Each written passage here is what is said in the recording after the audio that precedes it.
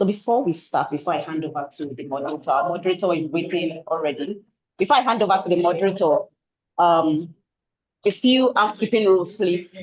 Dear participants, there will be no need to drop your Supreme Court number or your personal details in the chat box. We would not be needing that for the ICLE certificate. Provided you register for this webinar, you will get your certificate. And so I will be handing over to our moderator, Chidera Ike, will take over from here and yes, handle the session going forward. Chidera, over to you. Thank you so much, Damilola. Thank you, everyone who is on this call. Thank you also to the Learned Silk for the welcome remarks. Like Damilola said, my name is Chidera Ike Okonkwo, and it's my pleasure to be the moderator for this session today. I'll quickly begin by introducing the speakers. I will just read out their short profiles. Afterwards, the first speaker will be Mercy Jackson Okocha, and then afterwards we'll hear from Sir Stephen Alekwe. Mercy Jackson Okocha is a dynamic legal practitioner with over a decade of experience in legal practice and regulatory compliance. She's an accomplished compliance expert in the fintech space with over 5 years experience championing data protection and privacy governance within corporate organizations. Her extensive background includes developing and implementing governance frameworks, compliance programs, and internal control systems, specifically in data governance. She has successfully championed data protection and privacy governance within corporate organizations. Her initiatives have improved data protection and privacy programs, achieving 98% compliance with regulatory requirements. She has been instrumental in developing the first ever data privacy program for a fintech organization, which led to high compliance ratings during regulatory audits. She possesses deep expertise in data privacy, regulatory compliance, and corporate governance. She's currently the head of legal compliance and operations at Vericross. Mercy provides strategic oversight of data privacy and consumer protection programs, embedding a compliance culture across all departments. She holds an LLM from the University of Birmingham, United Kingdom. She is a certified designate compliance professional by the Compliance Institute of Nigeria.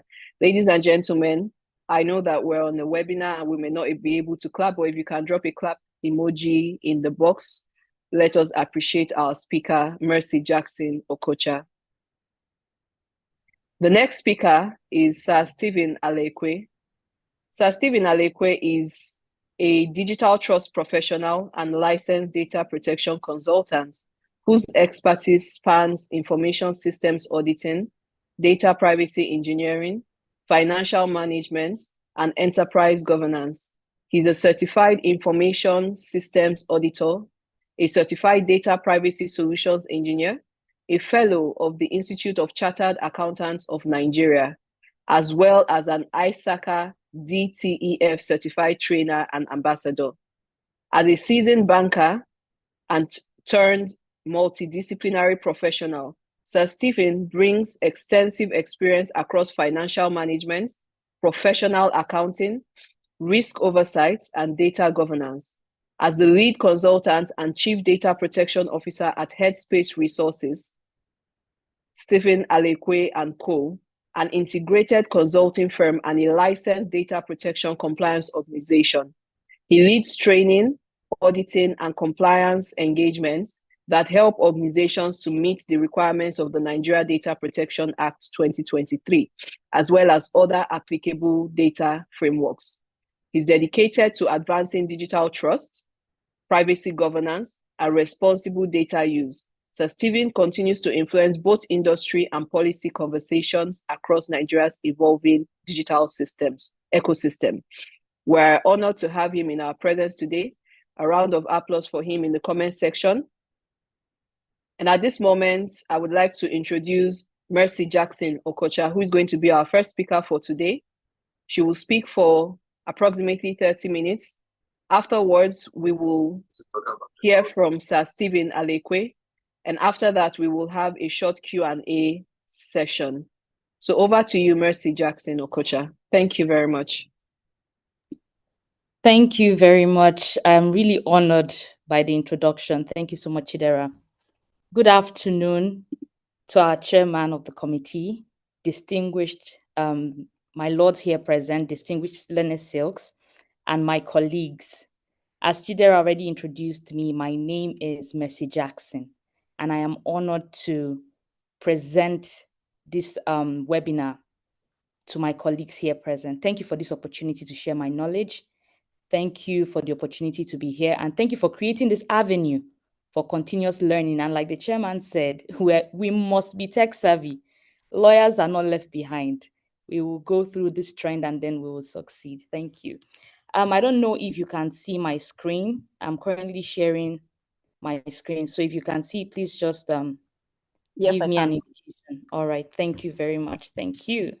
So I have 30 minutes. I will try to run through my slides as quick as I can. But please, if you have questions along the way, feel free to drop them in the comment section so that the moderator will pick it up and then we can address them at the end of my session.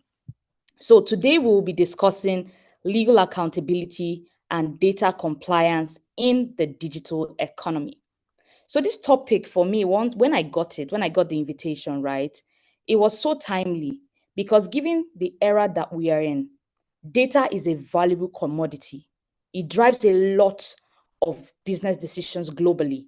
And if not handled responsibly, right, it could result in fundamental violations of the people's rights. So at this pivotal moment in legal practice, where data is no longer like an IT asset or an IT responsibility, it has now become a regulated currency. So look at data as a weapon that if it's in the hands of the wrong people, it could be a weapon of mass destruction. And that is me not putting it lightly, right? So the passage of the Nigerian Data Protection Act has fundamentally shifted the landscape from best practice to statutory obligations. So it's now imperative on every corporate organization that collects and processes data to ensure that those data entrusted to them are adequately protected. So my goal today will be to walk you through not just the law, not just what the law provides, but the practical application of accountability and compliance in this new digital era. So please, let's just relax, listen, flow with me, and I will ensure not to confuse you with many big grammars. Thank you. Next slide. Okay. So today's discussion will capture the following things: the core concepts of privacy and data privacy and data protection. I know that we usually interchange that, so we'll have to clear that so that we can have a better understanding of what it entails. We'll talk about the economic shift from the physical economic era to the digital era. Then we'll talk about the systematic risks to personal data. We'll also talk about the legal frameworks. And I'll also explain and clarify certain key terminologies that we'll be using along the way. Then we will now delve straight into the crux of this discussion, which is legal accountability, data compliance, and then we conclude. So now, what are the core concepts? Privacy versus protection. So data privacy and data protection are two different concepts. Yes, they are used interchangeably, but for clarity, data privacy is the right? Is the fundamental human right of an individual. So this right is protected under Section 37 of the 1999 Constitution as amended, and it guarantees privacy of citizens' homes, correspondence, telephone conversations, etc. So in addition to this constitutional right, the Nigerian Data Protection Act provides a comprehensive legal framework for protecting personal data of Nigerians. So as we will see in subsequent slides, the Nigerian Data Protection Act provides a list of privacy rights. So aside from your right to privacy, you still have your data privacy rights, and those are embedded in the Nigerian Data Protection Act. So essentially, data privacy is about individuals' autonomy. It answers the question, who is collecting my data and why do they need it? Do I have a choice to give that data? So imagine a client walking into a hospital. Now, data privacy is their right to decide whether or not to disclose their illness or genetic illness or the history, their medical history. right, to the receptionist. It's their right. They can control, they have control over the information they give. So now moving on to data protection, right? It is the mechanism. It is the how. It encompasses the legal, technical, and operational tools that are used to safeguard privacy. So now using that same hospital example, like data protection involves how would the hospital protect the information that you have given them. So protection protection now is like the password to the doctor's computer, the encryption to the database where where patient files are stored, or the NDA signed between all employees of the hospital and the hospital. So those are protection mechanisms that an organization must adhere to. So a patient's privacy right is not just, is a theoretical concept. Then data protection now brings it to life. So it's about security, it's about compliance. So talking about economic shift, right? We have moved from the physical to the digital. So the physical economy placed heavy reliance on physical capital, like factories, oil machinery. So it's in such a way that things are tangible, the assets were tangible. While in the digital economy now, we have like value for intangible data. So data is so valuable that it can be used to take decisions of various, it can be reused, overused. So the data, my data now in the hands of Zenith Bank could be used for another purpose in the hands of MTN. But they are all still the same data, but they take different forms. So this data now in this current dispensation, let's think about Uber, right? Uber has physical assets. They have some physical assets like cars, but they are able to build a multi-billion-dollar company entirely on data that is matching customers' information, which is location, with another rider, with a driver. So a rider and driver connection. So this means that the shift to data is now a primary target for criminals, because it's also a primary asset to corporations. And it needs to be adequately protected, just like the way we protect our currency, our fiat currency, our digital currency. Data ought to be protected in that way as well. Because like I said earlier, if put in the hands of the wrong people, it is catastrophic, right? So we are no longer protecting, as lawyers and as privacy professionals, we are no longer just protecting lands via deeds of assignment and power of attorney. We are now protecting digital identities in the contracts that we draft, in the legal advisory that we give.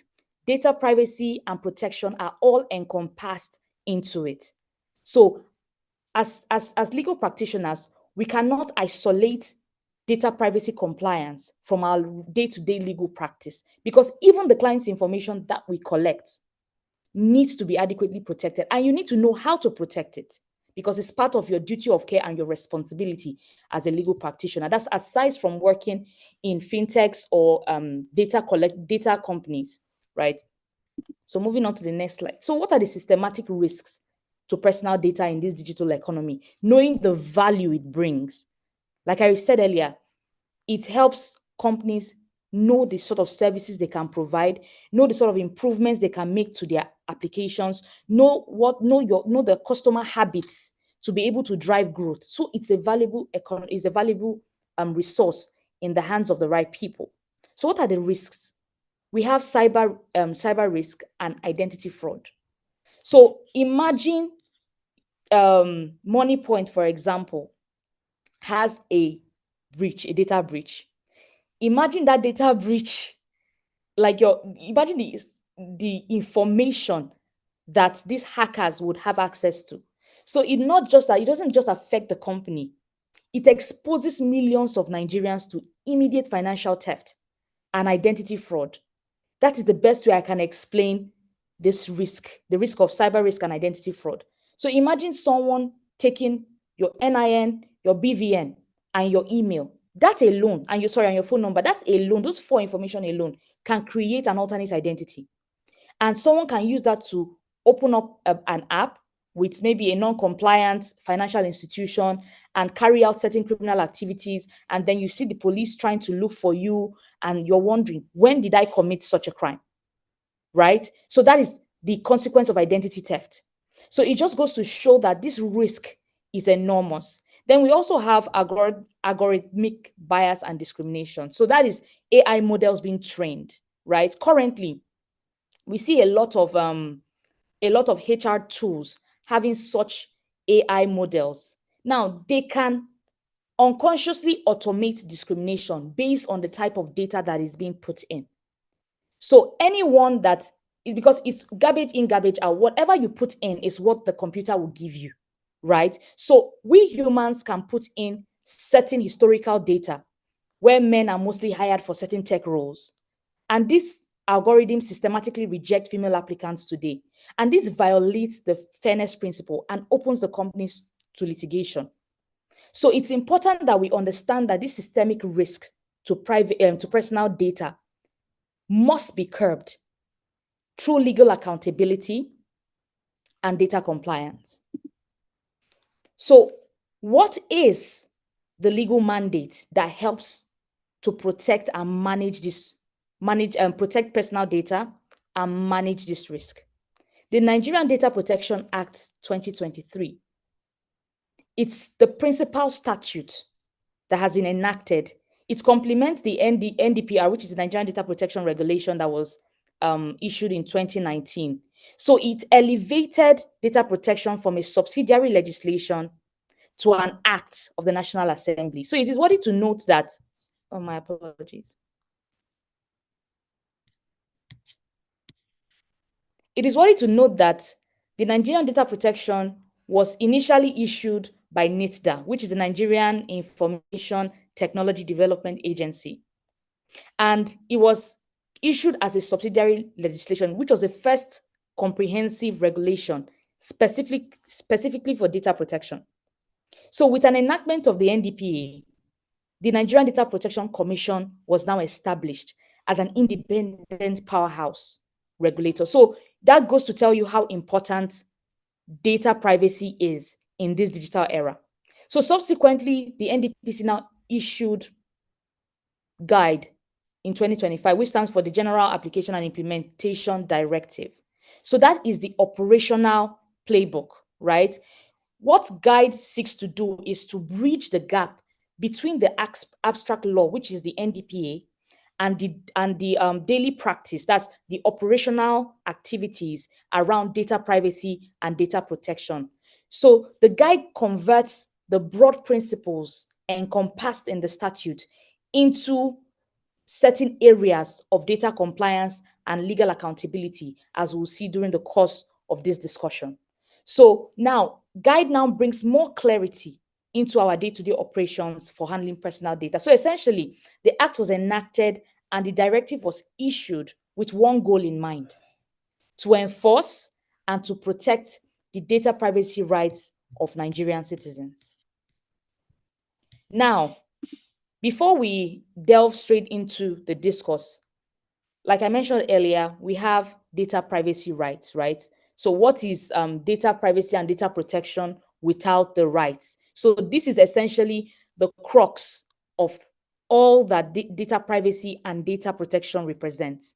So you have the right to information. You have, because of time, I won't be able to go deep into all of it, but I will just, it's the ones that need explanation, I will expound on. Right to information, that's the right to be clearly informed about the processing of your personal information. I'm sure most of us have seen privacy policies that are on websites. Once we're about to onboard on a platform, we see certain privacy policies. That is our right to know the processing activities that our data, personal data will be used for. Then the right of access. Once you give your information out to a data controller, this term data controller too will be explained. As I'm not going to presume that everyone here is familiar with the data privacy and protection lingua. So we will definitely explain these terminologies as we go. You have the right to access, to obtain a copy of your data that they have in their possession. As a DPO with Fair Money, we have so many requests, right? You know, because it's a loan company. Fair Money is a loan company. And and what happens is that People get messages concerning debts and they will write to us. Please, this and this and this are the information I need. What do you have on me? These are the informations I need. And how did you get my information? It's their right. So I end up having to draft an email, a comprehensive email, responding to their requests and showing evidence of how we got their information. So the problem now will be when they ask for that information and we do not have a response. And that is where data compliance comes in.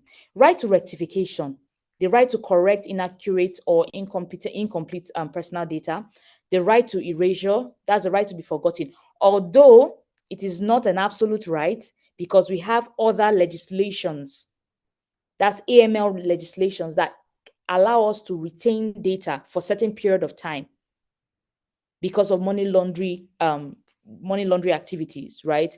The right to restrict processing, the right to data portability, that's to receive your data in machine readable format and to move it from one data controller to the next. The right to object to continuous processing based on legitimate or public interest, and then the right for automated decisions, so not to be subject to harmful decision based on automated processing. So those are your rights, and these are provided under Section 34 to Section 40 of the NDPA. So what are the key terminologies so that you don't get lost when I start using them? So these key terminologies, these are the core components. This slide particularly, they are the core components. So data privacy and data protection seeks to protect individuals, protect their personal data against unlawful processing. So now, when a layman hears this word, they are confused. Okay, you've used like 3 different phrases. What does it mean? Who is a data subject? A data subject is essentially you and I, human beings, natural, living, breathing human beings, right? It does not apply to corporate entities, only natural persons. People that can be identified. What is personal data? Personal data is any information. That is the valuable data we're talking about. Information, digital era, data. It's information. Data is information. But in terms of personal data, now, we have different types of data. It could be numeric data. It could be system data. But in this case, we're talking about personal data. So these are the information that belong to the data subject. That is the individual. So it's any information relating to a data subject that can identify, single out an individual. So it could be your name, your ID, your BVN, your NIN, your home address, your email address, your location. So for example, if I say, if I'm publishing something and I say, oh, Chidera of Africa told me this. Now, although Chidera's name was mentioned, can it actually identify her on its own? Maybe she said, oh, Chidera from Africa said a particular thing to me. She cannot be easily identified. So specific information that can single you out as a person is what we call personal data. So processing is what the law also tries to manage. Processing is any activity, any operation, any action performed on personal data. So it stems from collection, storage, recording, transmission, deletion, transfer. So let me give you an example, a literal example of processing. When you download an app and a form questionnaire comes in for you to be onboarded, that is a processing activity by the data controller, which is, for example, could be Zenith Bank, PAMPay, or OPay. They are collecting your data. So they have already commenced processing your data. So processing does not just end at collection.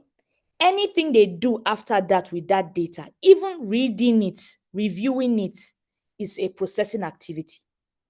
So any action, operation performed on personal data. So we'll go further to talk about the actors and their roles, because it's part of the key terminologies. You recall I used the word data protection, right? Data controller. And now you have a definition of data controller. So data controller essentially are the decision makers. So People that process data are categorized into data controllers or data processors. So they are two separate entities on their own. Data controller, data processor. So data processors are the decision makers. They determine the why, they determine the how. So a bank that decides to start doing a loan business and launches an app and asks people to use that app to collect loan, that bank is a data controller because they decide the why and the how. So the how and the why is to when they collect that data, they determine how they will use it in relation to the services they'll be providing to you. Meanwhile, a data processor processes data on behalf of the data controller. Stay with me. Data processor, let me just call them an enabler. They are the service providers. So now let's use the bank app analogy. So when you have a bank app for loan, for you to obtain loan, before your loan is approved, that information goes through credit bureau. It goes through a KYC application that does AML screening. It goes through an identity verification software. That's where you do that facial ID verification to match it against your BVN or NIN before they approve your account. And it also goes through other type of APIs that are integrated to that app. So Smile Identity is a data processor because they are embedded, their API is embedded in the bank app to enable the customers verify their identity through their API. So that's Smile Identity as a service provider, in brackets, data processor. Then we have the credit bureaus that check whether you have a pending debt or whether your credit score is good.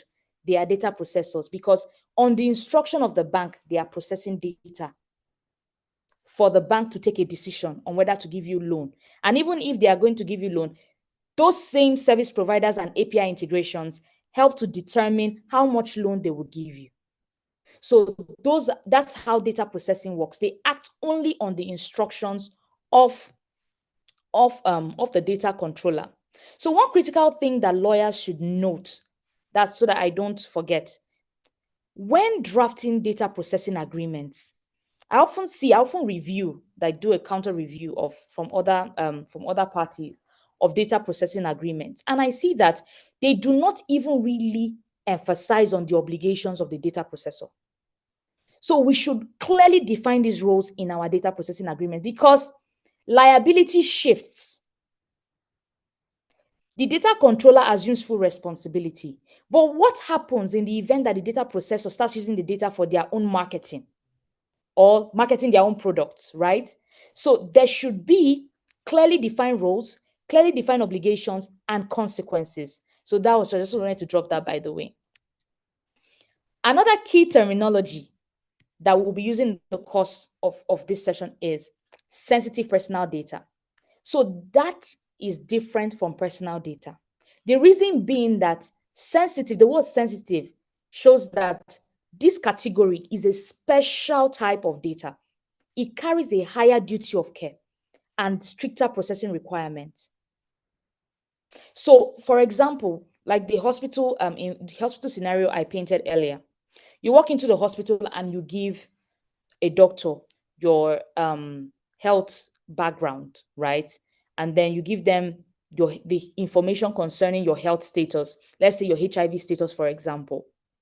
Now, before they share that information with anybody, they need your explicit consent, not indirect, not checkbox, explicit consent, because this sort of information are special category and it carries a higher standard of care. Things like genetic and biometric data, health data, sexual orientation, religious beliefs, political opinions, race and ethnic origin. People that collect this data are held to a higher standard. So if your client, for example, is a startup using facial recognition, that's biometrics, most fintechs use it to onboard customers, right? For ID verification, just to match it against your NIN or BVN. So this sort of onboarding already places them in high risk. They have a higher duty. So anyone that collects this sort of information must do a data protection impact assessment. It is mandatory. So not just because they're a small organization and you think when we say they're data controllers of higher importance, right? No. Once you collect certain sensitive personal data, you must carry out a DPIA. We'll talk about what DPIA entails subsequently. So now that we have understood what these terminologies mean, let's just go straight into the discussion for today. The topic again is legal accountability and data compliance in the digital economy. So what is legal accountability in data privacy and data protection? So this is the obligation of data controllers to demonstrate. So, we have the law. The law is clear as to what you should do. The law has written down, giving you a framework, giving you a strategic roadmap into data compliance. So legal accountability is now the obligation to demonstrate. So it shifts the responsibility from being reactive, that's to being proactive. So like I mentioned earlier, we are moving from best practices to statutory obligations.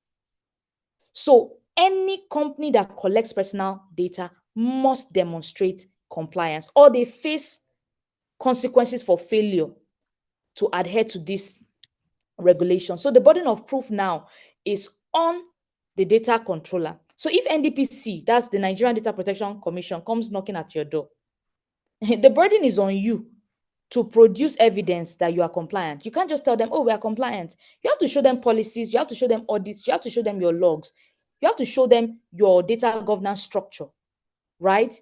You have to show them all the compliance that you have done, registration with NDPC. So, for example, when a breach occurs and the regulators are investigating and they ask you to show us your privacy policy, show us your staff training records, show us your audit report. If you cannot produce this, you have failed the accountability test, regardless of why the breach happened, whether or not it was your fault. We know that security is not 100%, but there is a minimum threshold for compliance, minimum. And it's all contained in the guide and it's all contained in the legal framework. So if you are a DPO or you're a legal advisor taking a dual role as a DPO in an organization, if you do not have evidence of compliance, please go back to the drawing table and get your house in order.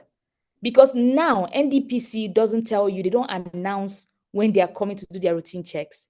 They will just sneak up on you like a thief in the night, and then you start running helter-skelter.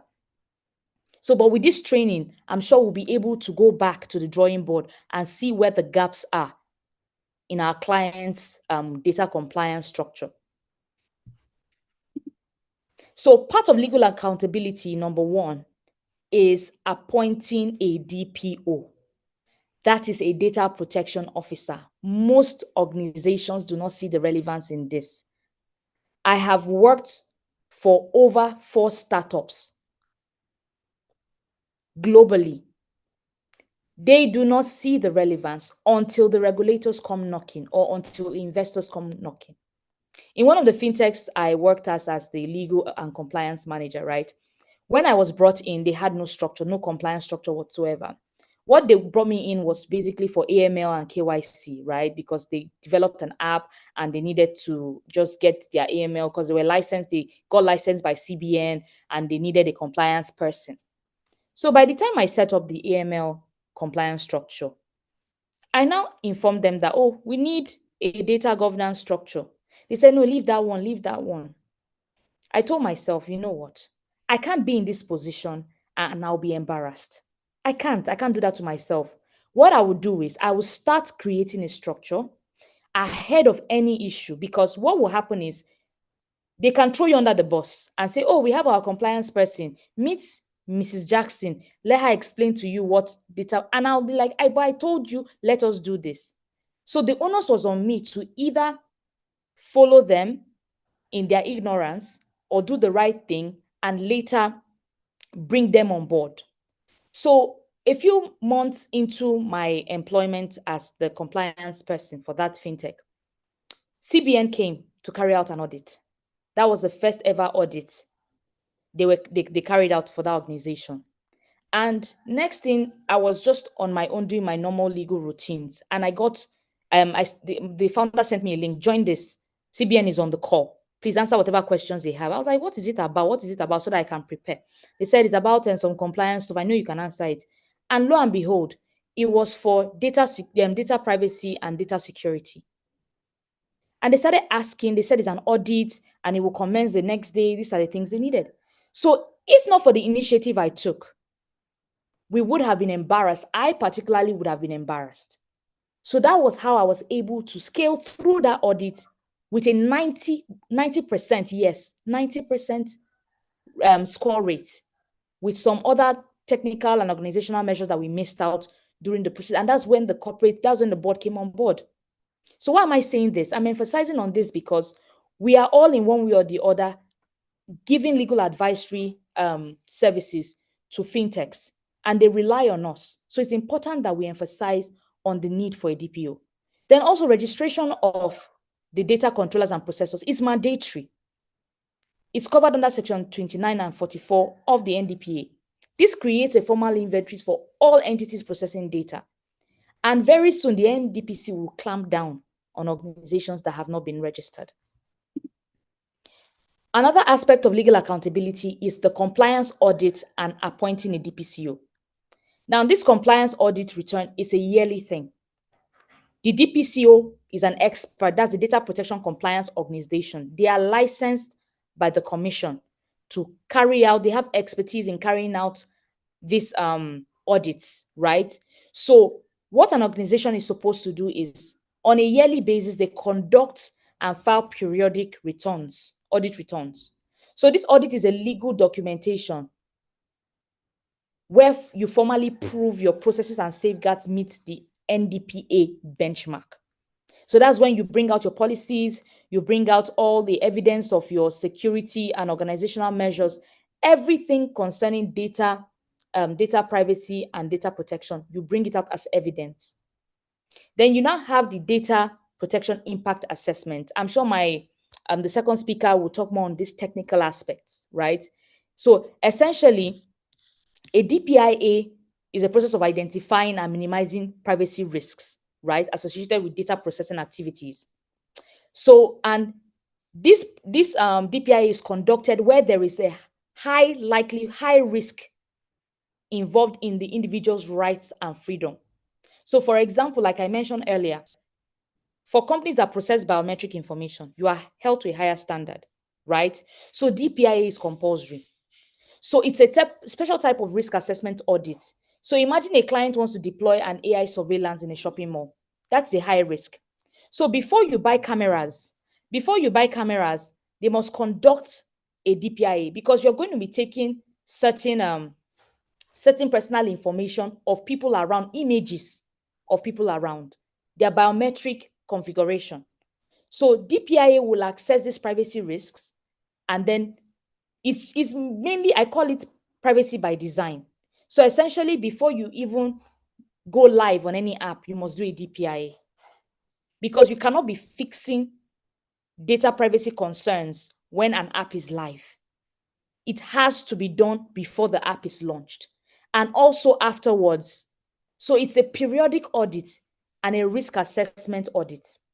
So it essentially helps with risk identification, risk mitigation, legal compliance, and also helps with continuous assessment of processing activities.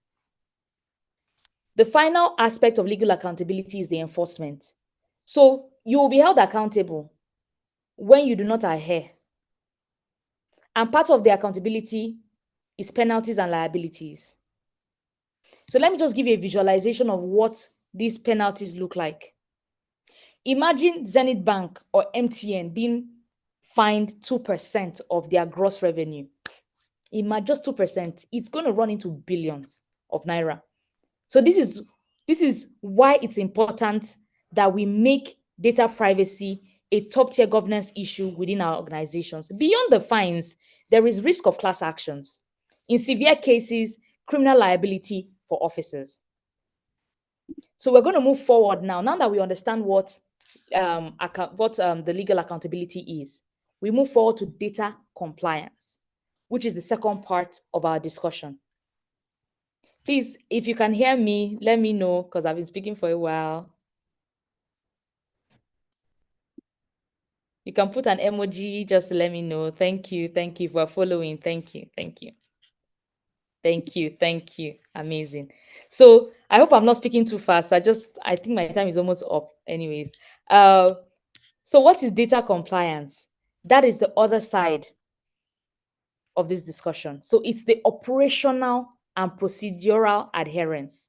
So in as much as data, if accountability is the principle, compliance is the process. So we have to be accountable by providing evidence to demonstrate our compliance. Compliance now, where I'm going to put you through the practical aspect of data privacy and protection. So it is the operational adherence to the rules. Demonstration of evidence is one thing. Operational adherence is an activity, is an action word. So the core pillars of data compliance is the lawful basis, that's justifying your processing activities, the principle of adherence, security, timely reporting, etc. So we're going to delve straight into the data compliance, the concept of data compliance. The first one is the lawful basis for processing personal data. Before you process personal data, you must have this key lawful basis globally. It is not a Nigerian thing, globally. I'm sure most of us sit on international boards. We are compliance officers and chief compliance officers to international organizations. There is a similarity, a global similarity in the lawful basis for processing personal data. And this is contained in Section 25 of the Nigerian Data Protection Act. So you cannot touch data without any one of these bases being present in the reason for processing personal data. So I'll just run through it quickly. Consent, explicit, specific, clear, unambiguous. I particularly pick those words so that we understand that it must have certain criteria. So you saying by reading this, you consent to the processing of your data. By giving your name and your information, you explicitly consent to the processing of this data. That doesn't work. The person has to give unambiguous, clear, specific consent towards that processing. Then a contract. There must be a privacy policy that the data subject accepts. So it is necessary, the principle is that you are processing the data, they are processing this personal data for the performance of a contract. Sorry about that, the mix-up. So this performance of a contract is one of the bases for which you are processing data. So let me give you an example. You are processing data to provide me with a loan service. That is a justification. So if you process my data for that purpose, you are not doing anything illegal. You've collected my consent, yes, at onboarding. Then what is another reason for collecting my data? Because you need to render loan services to me. Another reason for collecting personal data and retaining it is to carry out a legal obligation.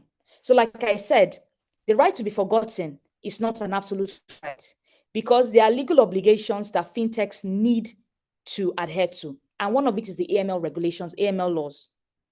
So AML laws requires that 6 to 7 years after the termination of any service or any contract with a customer, you are to retain that information for that duration.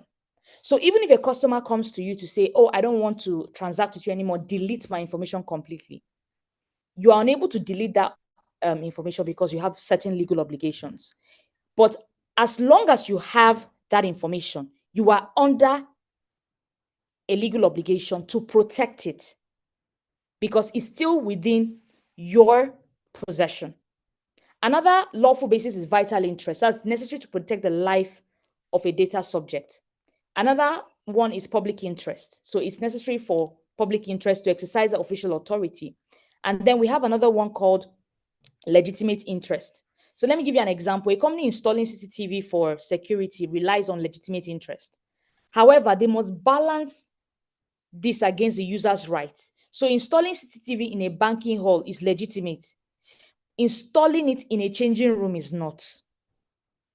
So even if you have the legitimate interest to install this in a banking hall, you must put a notice so that people know they are being watched. So if I know I'm being watched and I don't want to come to Zenith Banking Hall, I would decide not to. You are giving me a choice. That is another aspect of legal accountability that flows into data compliance. Secondly, we have the principles of processing personal data. I call it a statutory duty of care. So now that you have the lawful basis, because you have an app that provides loan to people, right? You've already collected their consent. You have a contract with them to deliver certain services, e-commerce services, loan services, and stuff. You have the lawful basis. What now is your statutory duty of care? And that is where the principles of principles of processing personal data comes into. Now we have a few principles. Sorry, let me just try and get that.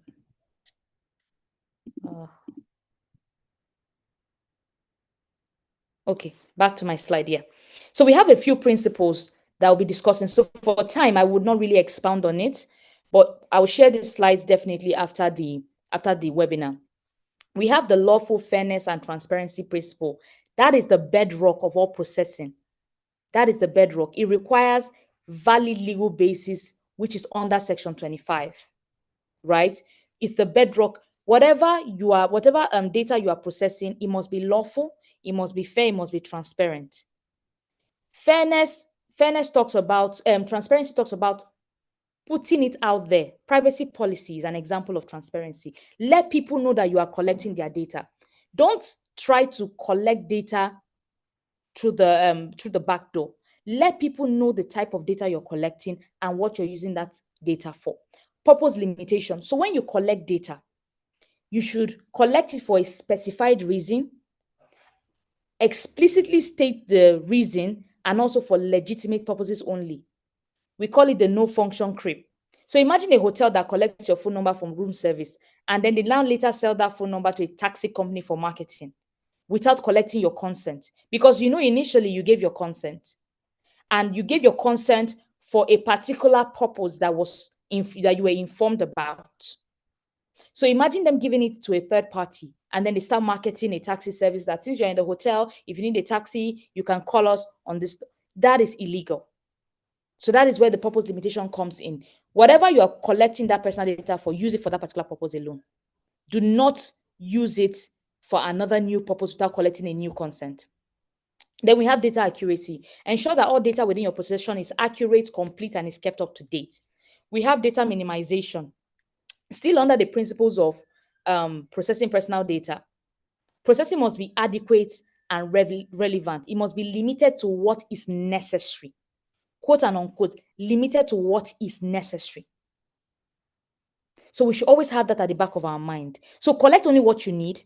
Do not ask customers for their religion if you are selling them a pair of shoes. If you're selling a loan service, why are you collecting their religion? You can do that if you're a church, if you are an NGO that deals with religious activities. But we should be able to map out. That's why we have a record of processing activities in data compliance. You should have a roadmap. You should have a documentation as to what data is needed to provide the services to that customer. So another aspect of data compliance is security. That is implementing technical and organizational measures. I will not delve too much into it because I believe our second speaker would speak about that, but it's providing certain technical and organizational measures. For example, security, encryption, right? Encryption, access control, cloud security. Those are technical measures. Organizational measures, policies, SOPs, things that will guide the employees that are handling this data to ensure that they are able to carry it out effectively. DPIA, those are technical and organizational measures. So compliance demands a risk-based approach to ensure that the safeguards are proportional to the data sensitivity. Like I mentioned earlier, if you are collecting sensitive personal data, you are held to a higher standard, duty of care, right? You need to carry out a data protection impact assessment. So that is compulsory for those that are collecting sensitive data. So this implementation of technical and organizational measures ensures data protection. Now, we also have the data breach notification. So if security fails, like I said, yeah, security is not 100%. These hackers, if we move one step forward, they move two steps forward ahead of us. There is no 100%. Absolutely.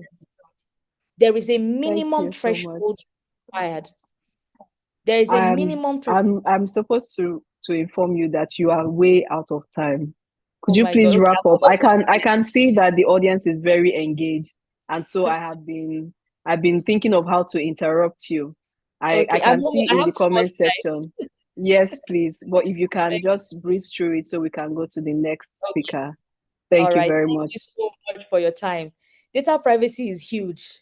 When I was told I had 30 minutes, I was trying to wrap my head how I'll be able to explain that you will understand and still keep to time. So, well, speaking on the data breach notification, it's a requirement that once there's any breach, 72 hours, you notify, right? There's a 72 hours window of notification. So failure to report a breach in itself is attracting significant penalty. So as DPOs, let's have that at the back of our minds.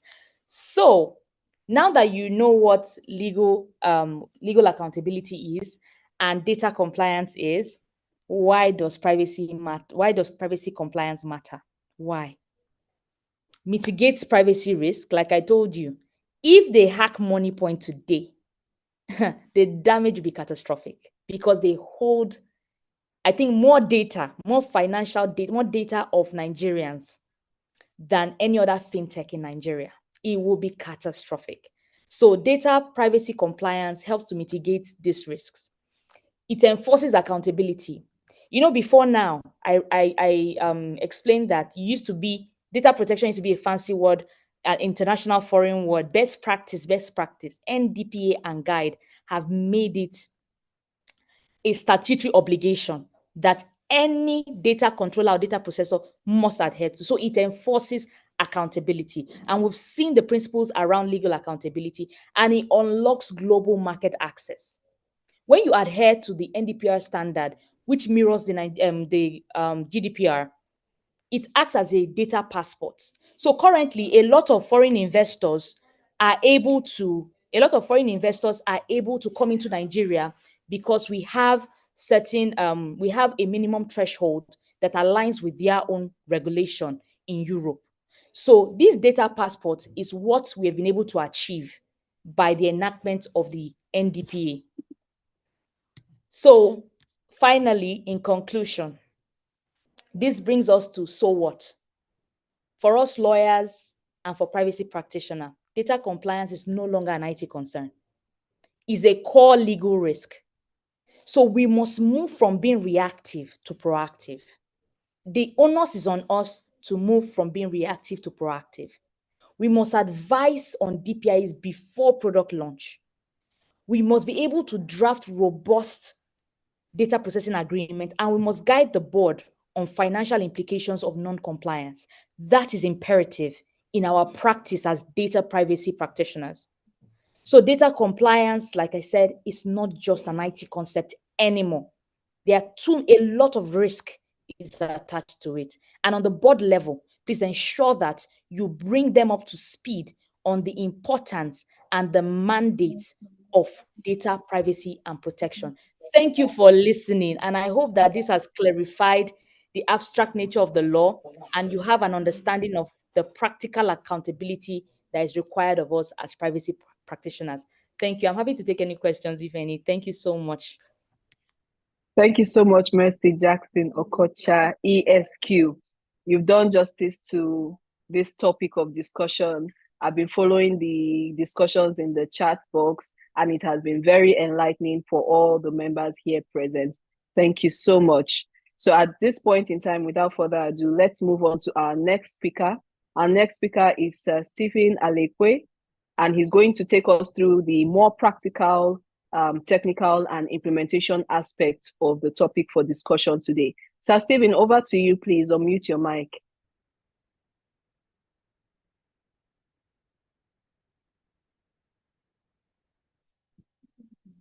Sir Stephen, your mic is still muted in case you're speaking. We can't hear you. Thank you. Yeah, good afternoon. Good afternoon, everyone, and welcome once again. Welcome once again to this session. I appreciate you all for this platform to share and let's discuss data building digital trust. Okay, I think I can share my screen right now.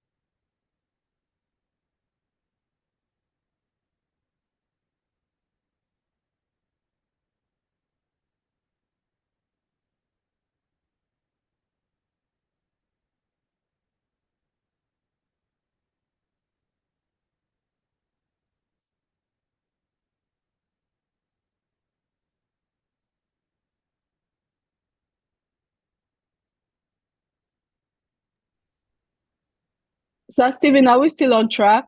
We can't see your slides yet. Okay.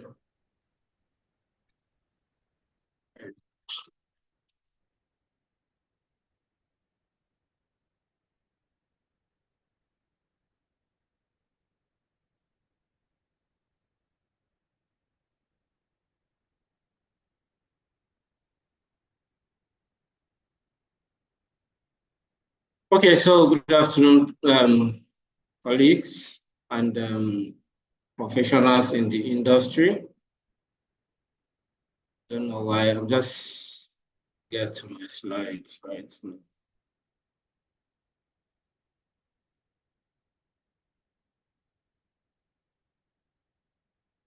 Okay, so I believe you can see my screen right now. Yes, we can see your screen, my... but if you can put it on full screen mode, it will be easier for us to follow through. Yeah. Okay, so thank you. Good afternoon, professional colleagues, and welcome once again. I know I'm speaking to learned colleagues right now.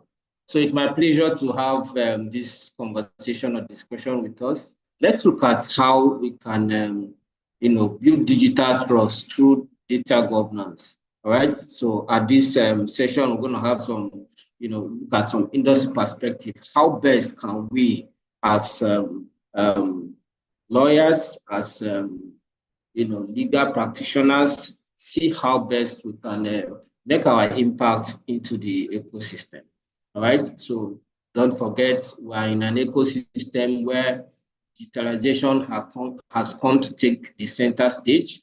And just like my colleagues Jackson, Mercy has, earlier reiterated, data has taken the center place. We can see that data has become the lifeblood in practically every sector, every industry, and in all our dealings, right? So taking good care and handling data in a very proper way is it's no longer, oh, let's meet that compliance requirement. It has become an imperative that we must actually, all get ourselves in tune with. That said, so we need to, as lawyers, we are now at that center place in trying to see that we protect and see that management and handling of data as critical resources are being paid attention to. And in all this, proper data governance, it's important. That's why you see there are regulations springing up from different sectors, from different jurisdictions, all, centered around seeing that best practices are maintained. All right. So, and knowing truly well that data governance actually power trust and accountability and digital confidence. In practical terms, is the fact that, before now we can say, okay, we relate to ourselves as physical beings, right? But as we are today, in all our dealings, just the way I have a physical presence here, I actually also have a digital footprint. And it's very key that we see to the fact that, trust is maintained. And in all, you can see that trust becomes the most valuable currency with which we can actually traverse, the ecosystem or the digital economy. All right. So, and we're all seen as digital citizens. All right. So the objective of this session basically is to see how best we can get clearer understanding of data governance as a toolkit to, building trust. And trust being a universal element, we need to see how best, can also extend it even in the digital space, right? And being practical as legal practitioners, our engagements and our activities, actually in the center place where everybody sees us as, a point of anchor where we can, seek clearance, seek clarification and all that. So in the digital space, we will not be absent. We actually need to also, present and see that where tools and technology and stuffs are used, we are also meant to be present as well. Okay, so at the end of this session, we expect that, we want to be able to achieve two things. See that we foster best practices and then have a cultural shift. That's the idea. So we see to the fact that we provide practical guidance on data handling best practices and secure data management, so that we see that from end to end in the data lifecycle, proper best management practices are put in place. Also, we have that cultural shift where we now see, our activities as already a part of us, embedded in us, so that, we foster that culture of data protection and privacy across all level and nature of our client engagement, right? So that's what we intend to achieve at the end of that. We'll be able to look at some key areas around what governance is, why trust is a core outcome, and then practical governance structures that we can actually model our activities around, and then legal and regulatory alignment that we can do, we can put in place, and then practical roadmaps towards achieving this. The truth remains that these are not abstract discussions. They're actually things that relate to us or we relate with in our daily engagement, in our daily activities. Okay, so we must be able to see how best, in the first place, what is our focal, what is our focus when we talk about data governance? Really, from an industry lens, basically you look at data governance as, has to do with frameworks that ensure that data is accurate, secured, usable, and accountable throughout its life cycle, right? So it becomes a trust-building mechanism, enabling responsible data handling. Because the truth remains that, data handling is it should be such that we all must see that our data at different hands, are properly respected. And there's this saying about taking control of your data, all right? And that's where, just like Messi said, you look at data handling from two angles, right? The privacy aspect of looking at it, right, and then looking at it as the right of individuals, and also in the angle of protection, looking at the obligations given to the data controllers or processors.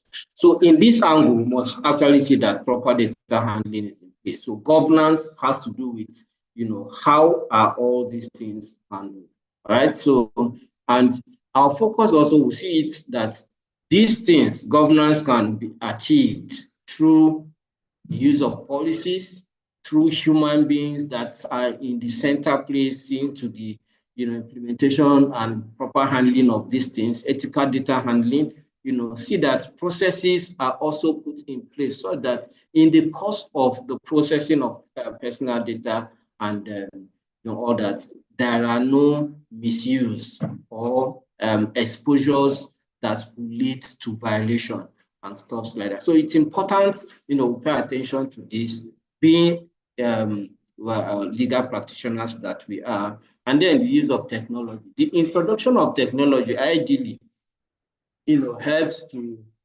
bring some, helps to facilitate and enable processes. However, it also comes with its own area of baggage of some exposures to the data handling process. So in the course of this, there's every need for us to see that, we maintain proper data handling such that the introduction of technology should be able to carry out what in data governance we refer to as data privacy impact assessment. What are the implications? What are the impacts of the introduction of this new technology to the processing in terms of the privacy rights and the privacy data protection of the data subjects within the ecosystem? And at the end of the day, this will help us in strengthening our client confidence and credibility, because governance is not just a compliance checkbox. So it has become business imperative, something we use to take out to position ourselves to be ahead of competition. All right. So every organization, individuals of data subjects, oftentimes are focused on organizations that respect their privacy. All right. So that makes it an important aspect. Okay. So data governance has evolved from a very regulatory compliance aspect or initiative to that customer or client trust imperative that ensures that responsible use across the data lifecycle is the focal point. Okay, so then that is why it is important to us, as practitioners in the space, to see that we maintain good practices so that we can take advantage of the process, not the process or the invention or the state of the economy, relegating us to the background. We are actually leaders in the space. So, and that is why we must see to the fact that we use proper data handling practices to be able to position ourselves better in the ecosystem we serve. All right, so these are why the data governance are actually of importance. You can see in today's world, there is rise in data breaches and misuse, because people are beginning to, see the value of data. So exploitations are happening. People are exploiting different avenues, to make value, much more value out of data. So, and you see that people are trying to either get data through legal means. You see that data are now sold in the open market. Okay. Before now, a lot of us don't know the importance of, just being enrolling on Facebook.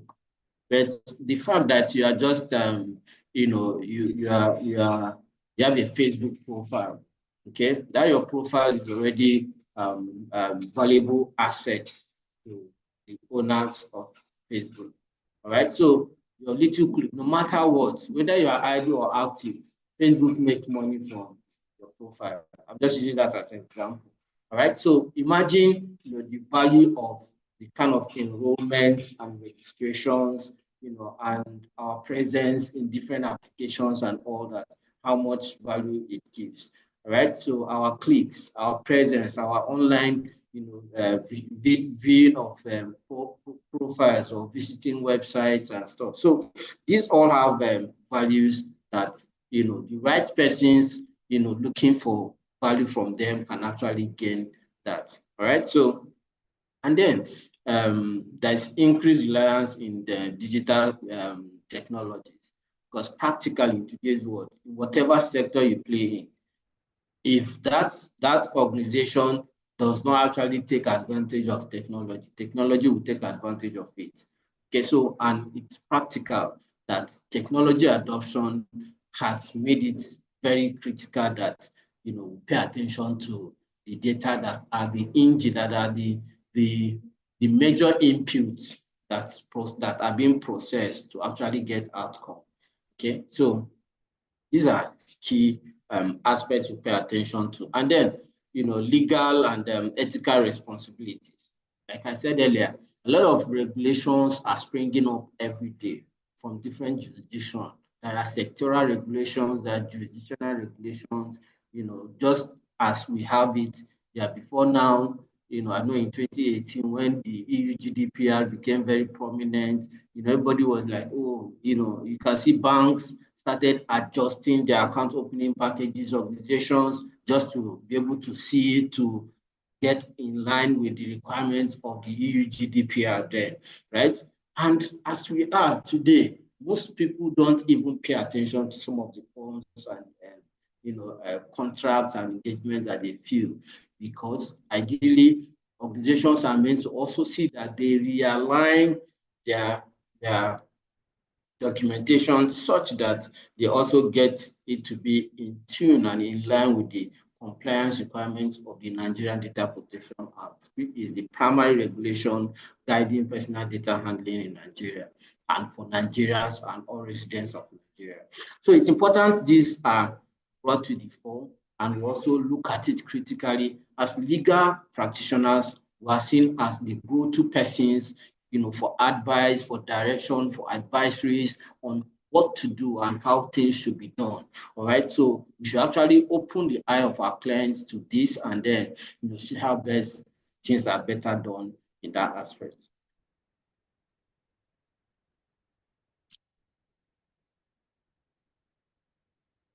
Okay, so we look at also the fact that trust and reputational values, are of critical importance in today's world, because reputation is very, very difficult to build. But with just a little action or inaction of a member of your team, can actually erode the entire reputation and trust that you have built over time. And that could be as a result of what could not be done or what was done the wrong way. Okay, so it's important we pay attention and see how best this works. Okay, let's look at a Nigerian bank who, for instance, okay, we know that all these are organizations and financial institutions that we relate with. They collect a lot of our data. They have our financial records and logs. And I'll also tell you, other organizations, from the other hand, are also in need of this data, to be able to use it either for marketing purposes, for research purposes, and for other things. So, but one primary thing is, before those data are used for those other marketing purposes, they need to be properly deducted.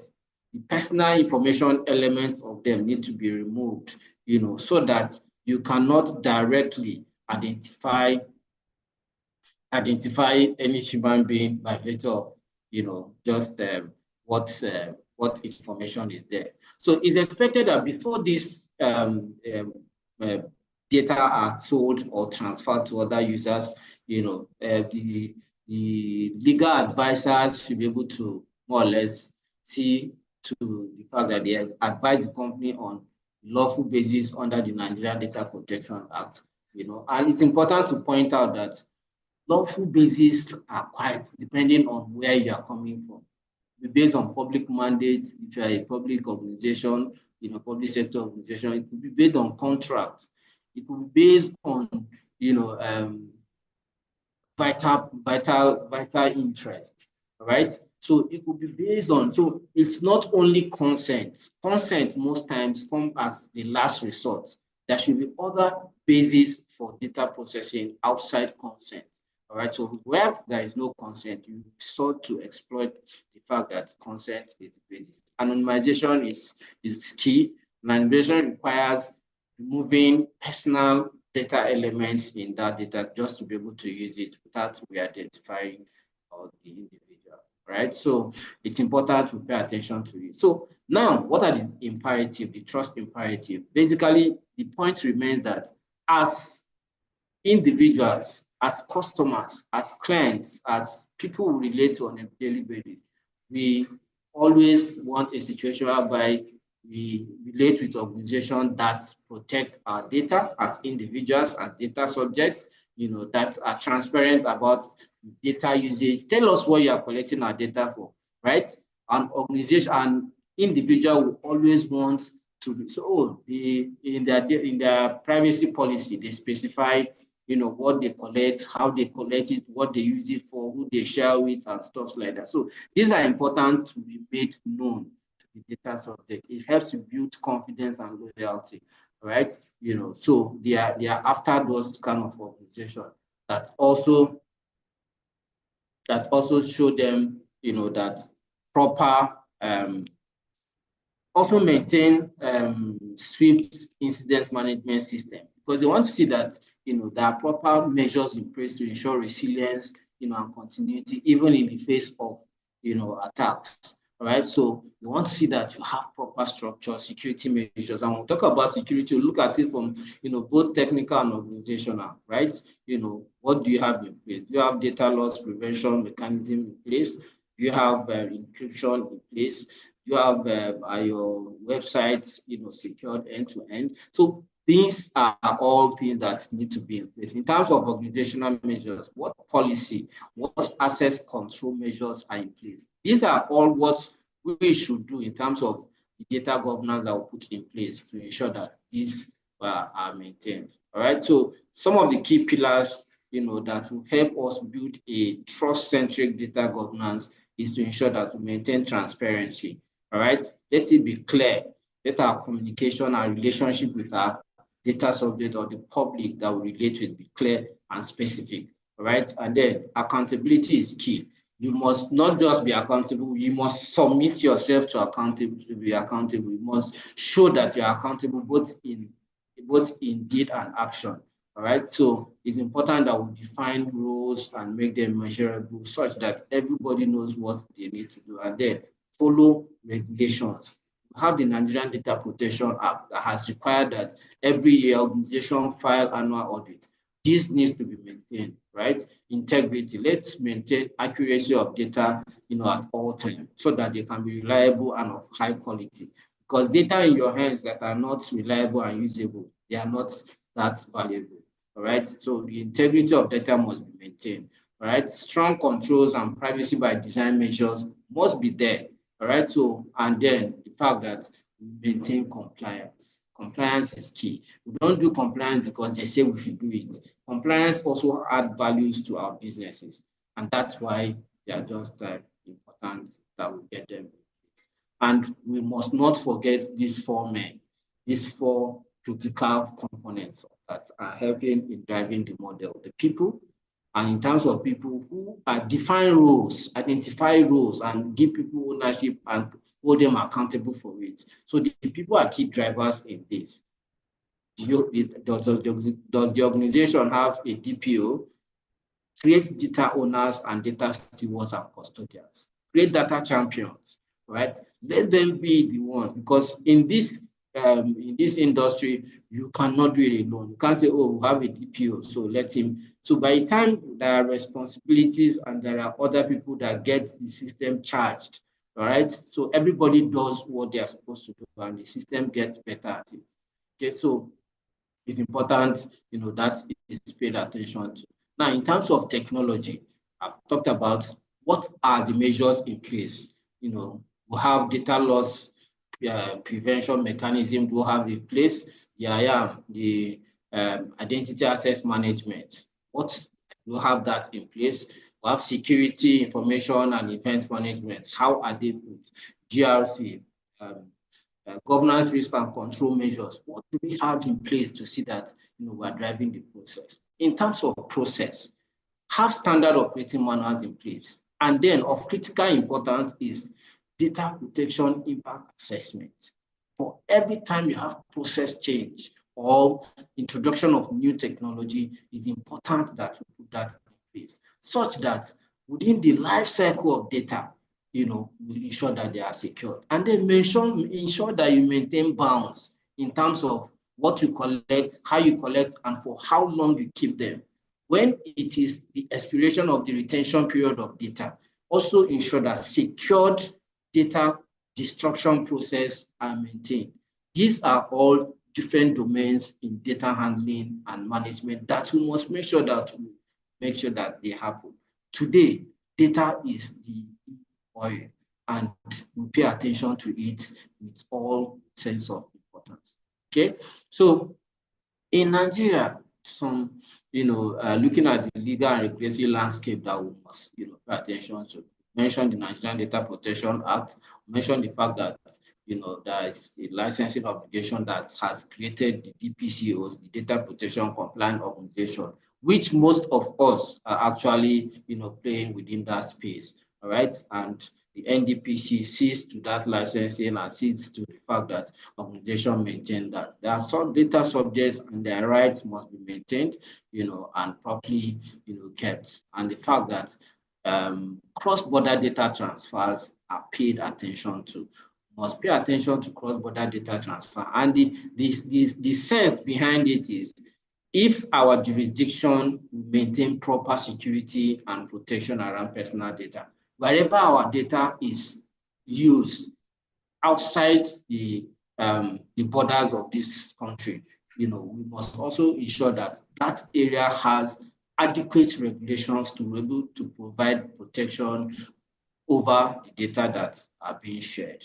Okay, and that's why. Thank you so much, Sir Stephen. Just wanted to inform you that we are running out of time, so please, you can start rounding up your presentation.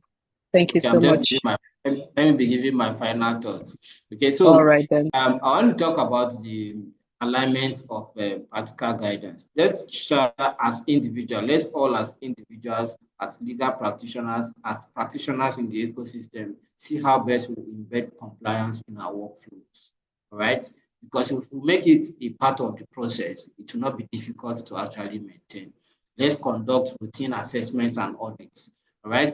There's the requirement that say conduct annual data protection audit. So let's ensure that is done. Maintain verifiable documentation, right? These are practical guides that in the field we go today, we see that organizations don't maintain documentation. So you start asking questions and people are saying, oh, we don't know. As simple as carrying out an inventory of personal data processing. A lot of organizations don't have a comprehensive record of the kind of data they. And we'll talk about ROPA, record of processing activity. A lot of organizations don't know, but we need to, preemptively or proactively, get that to be in place and maintain up-to-date privacy notices. Privacy notices are not just, putting up jargons, on the space and say, let people, if it's not readable or it's not comprehensible by your target audience, then it's not of value. Right, so incident response and escalation paths have been created. So we need to also make sure that we adapt and get our organizations to get into it. We understand some challenges and we can always have a work around them. Right, so the practical solutions just start by having a maturity assessment. Where am I? Where is this organization? To what extent? Where can we get started? All right, simplify your processes, make it human readable. Let the policies be such that we don't have to, put a lot of words and all that. Let's simplify it and get it to be readable. There are simple formats, that can be followed. And let's implement, what we said we're going to do and then get them done accordingly. All right. So I want to say a very big thank you to us. I know I wouldn't have loved to play round up. So if I have 2 minutes, I will round up.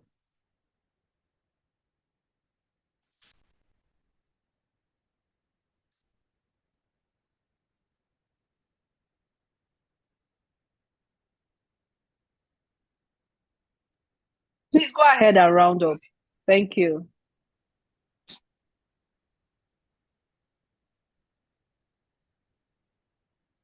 Sir Stephen, you can go ahead and round up. Okay, that's fine.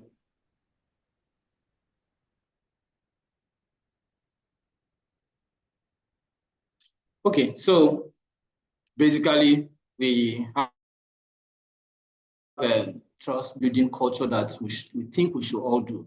If we sanction it from the top, it will be easier to cascade down. So even in our engagement, in our relationship with clients and organizations, let that leadership endorsement come from top down. All right, it will be easy to actually cascade and ensure that it goes down. Ethical data handling, let it be one of the core values we enshrine in our relationships and in all we do. How do we do that? Just preach the fact that these data, as much as they pass through you, they are not yours. You're only a custodian. Handle it because you have that fiduciary relationship with the people that entrust it in you. That have access to data of people does not mean that I should consume them for my personal self. It's for my organization. It shouldn't be for my own consumption. So we have that kind of mindset, so that people don't circumvent processes because they've come across data and they now farm them for their personal use. All right, let's encourage whistleblowing mechanism so that you see that, oh, your next door, your colleague, or is going to put your organization into trouble. We'll have that avenues where some of those things can be filtered to the right decision makers, where they can take actual action about what should be done.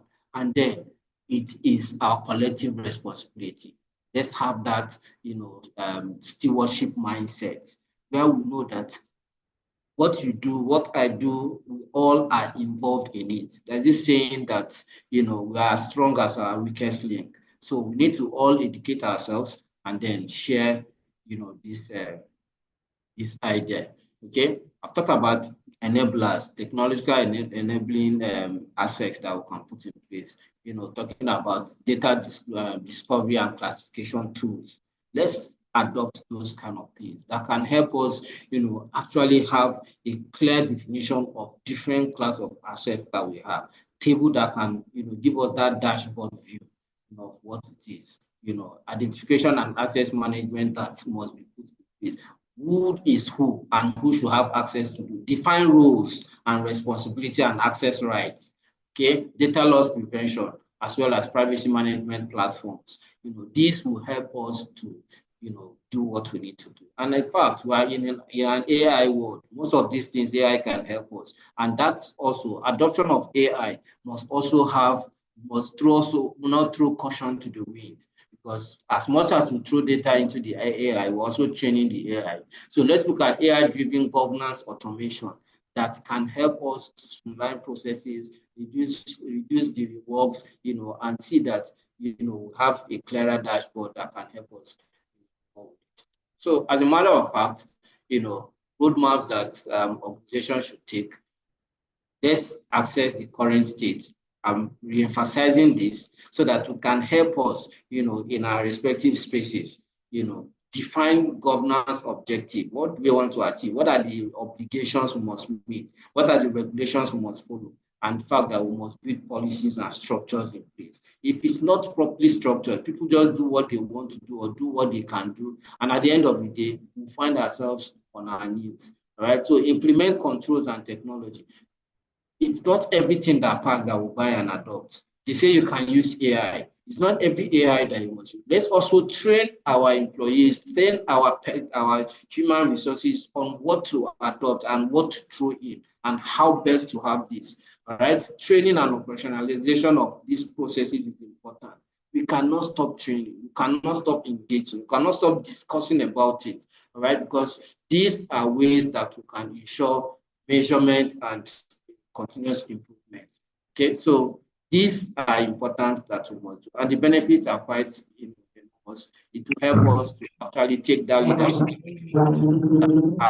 Right, and at the end of the day, we are all good at it. So my final thought would be that data governance is not checkbox. It is a trust building engine. Right, so let's all follow that. Organizations that master governance, actually lead in the digital age. want to be leaders. We don't want just to be followers. And then trust ends through trust is earned through consistent and intentional and strategic data practices. We should be seen to be involved in that engagement. So I want to say thank you to all of us, and I will leave us with this. What can we say is the problem with this nice truck traversing the Nigerian road? Okay, just to in closing, because the point remains that we are strong as our weakest link. We have all this security in place. If the user or one of us, it could be the cleaner in our office, it could be the security man, it could be the MD does not understand what we're doing, may not understand the importance of the data or the information or the lever he or she is holding. And at the end of the day, it will throw all of us into chaos. And that is why it's important to maintain proper training and continuous training and capacity development. That will always help us. And that's why I appreciate what we are doing here and why this is a continuous thing. I give all of us a round of applause for this kind of thank you so much, Sir Thank Stephen. Please, a round Yes, of applause for Sir Stephen. We can just put the clap emoji in the chat box. Let's appreciate all of our speakers today. Let's appreciate Mrs. Mercy Jackson Okocha and Sir Stephen Alekwe. Thank you so much for sharing your knowledge and insights with us today. And thank you also for breaking it down for us, making it practical, easy to understand, and relatable, especially from our perspective as lawyers. You also mentioned how important it is to have training, especially as part of data governance and even as part of the legal obligations in the NDP Act. Training is very important, and that's why we're doing what we're doing today. So thank you so much to our speakers. At this point in time, we would like to take the questions that were left in the chat box. Starting with the very first question. The very first question and the most popular question is about the slides. Will the slides be shared? May I call on Oluwa Damilola? Damilola, please confirm that the slides can actually be shared, because the speakers have made their slides available. Please confirm that they will be shared.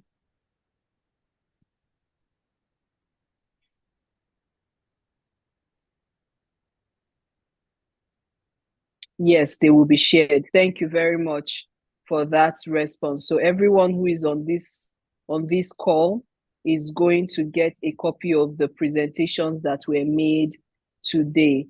The next question that we received in the chat box is, what are the available courses and certification in data protection? I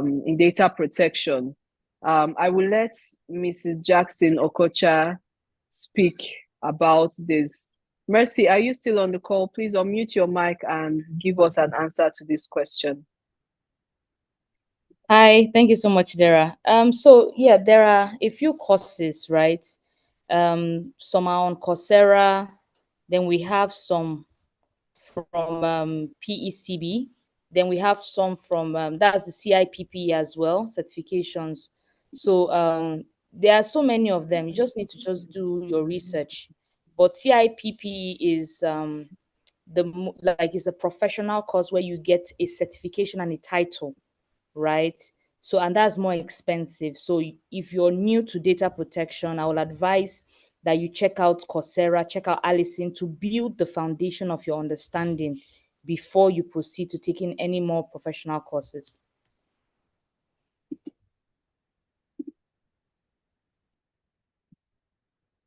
Okay, I think I would like to also add, in the ecosystem itself, there are a lot of certifications. Nigeria has the Data Protection Authority for Nigeria, that's the Nigerian Data Protection Commission, in its wisdom, has also come up with, a national certification body for data protection officers, right? So It requires going through some trainings and taking the certification exams. And these are basically around the Nigerian law, that's the Nigerian Data Protection Act. So in addition to all the different certifications we have to be able to practice as a data protection officer, we are meant to have that indigenous certification that tests Nigerian primary law of data protection in Nigeria, right? And by extension, there are other certifications, including Certified Data Protection Solution Engineer by ISACA, right? So these are, there for us to explore, and, get our hands on. And these are practical and practice tools, certification that will enable you to practice in the ecosystem and also serve as an authority in the space where you, right? Just an addition.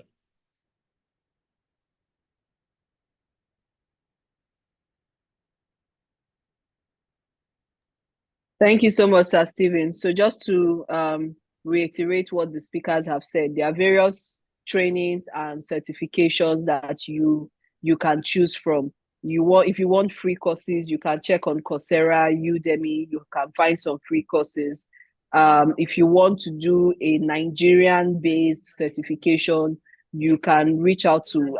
I don't mean to do any free publicity for anybody here, but I think that it's important for us to know the kind of resources that the NBA SLP has made available to us on this call. One of our speakers is a licensed data protection compliance organization and an accredited training organization by IIM. So that means you can actually reach out to him if you would like to get the training and certification to become a certified data protection officer in Nigeria, according to the Nigerian law. You also have PECB, which is according to GDPR, as well as IAPP. So there are so many options out there, and please feel free to choose whichever one aligns with your professional goals. Moving on from that, there's a question in the chat box saying, please, what is the modality for claiming CPD credits for this session? Is Damilola on the call? Do we have a member of the committee or the subcommittee on the call, someone who can give us an answer to this question?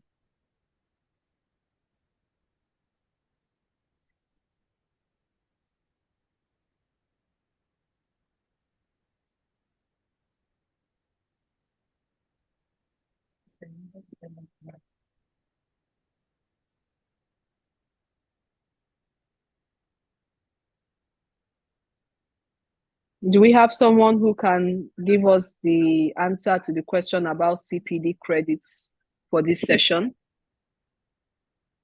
I believe there was an announcement made at the beginning of the call asking people not to share their personal information, such as their names and their Supreme Court numbers, because it would be done automatically. So that should answer that question. It will be sorted out by the committee.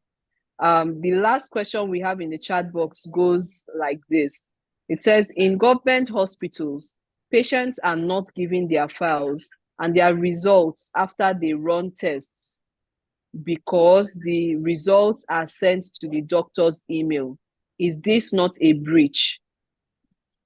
I think this question would be directed at Mrs. Mercy Jackson Okocha. Please, can you give us a quick response to this question so that we can round up this session for today? Thank you. All right. Okay, yeah, thank you. So yes, I would just say it's part of ignorance in terms of data compliance procedures in government hospital. So what can happen in this case is that you just simply write a letter requesting for your personal information and your medical details. So ordinarily, what they try to do is they will tell you that the file is with the doctor or something of that nature. But when you write to them formally, you have a right under the Nigerian Data Protection Act, like we discussed, to request for your information, to know what they hold about you. That includes your health information. So please go ahead. You can get a lawyer to write to the hospital and you will get that information. Thank you.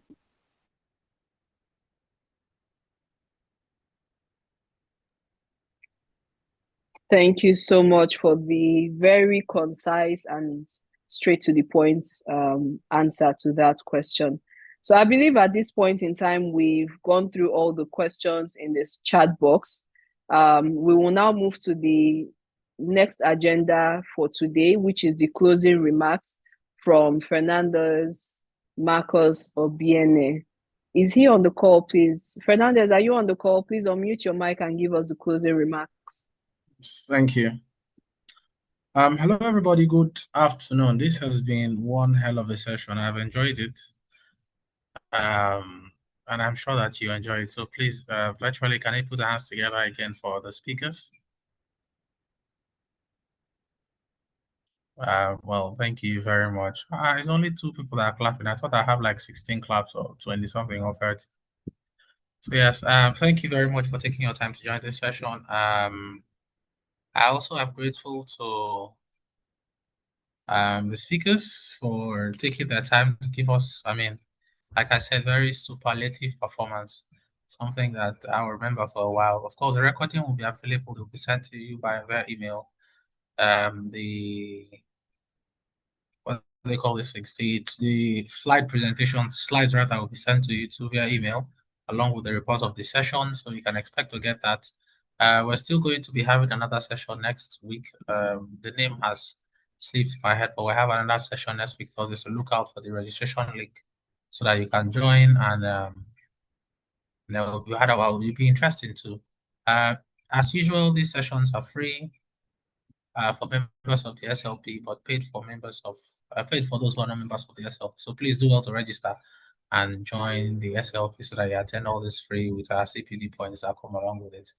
I thank the